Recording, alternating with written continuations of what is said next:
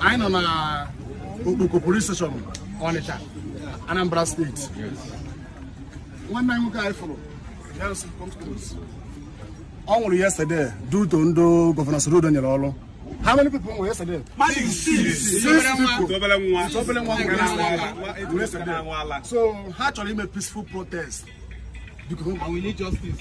Actually, made peaceful protest. When I had to have first, not permission from police station, government before they will move.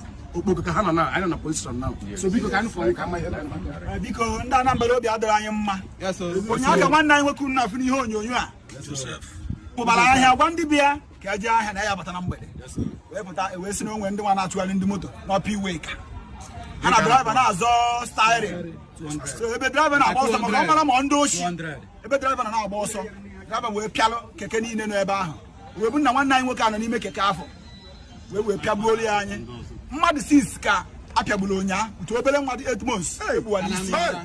So anya ka anyị ji wee pụta iwe dị anyị n'obi. Ọ bụrụ na ndị mmadụ ma ihe kwesịrị Anambra ekwesịghị ịzụ ahịa tata, mana ọ dị anyị nwute ka anyị na-abịa ka anyị bịa gwa ndị polisi ndị ahụ ka nọkwa n'ụzọ kịta ka na-achụgharịkwa ndị moto ọjọọ budere sigbuo nka ọnya mere anyị ji wee pụta wee sị na ndị Anambra ya amaliri ife mere ụnyaa maka na ọ bụrụ na ya pụtara ọ dị ka ọ bụrụ mmadụ nwụrụ.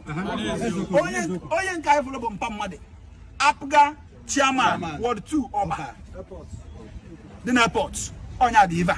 So ihe anyị wee bịa bụrụ ife ọzọ bụ ka mba ụwa malụ ndị ọzọ ka ndị mmadụ si eme gịnị si anwụ si budebe ndị Igbo na gịnị n'ala Igbo.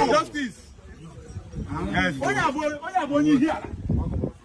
So ihe anyị na-ayọ gọvanọ bụ anya sịrọ ga na n'ụtụ gọvanọ anya sịrọ ga na n'ụtụ maka na ụtụ ị na-ara ka iji edozi Anambra mana nye ndị isi dị mma.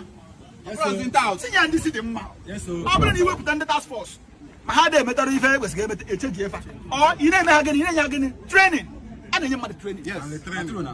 Onye na-ekwetazi training mee gịnị ewepụ ya chọọ ndị isi dị mma inye onye oshi onye ogbu mmadụ si eje naba ego onwe ihe o ji ndị mmadụ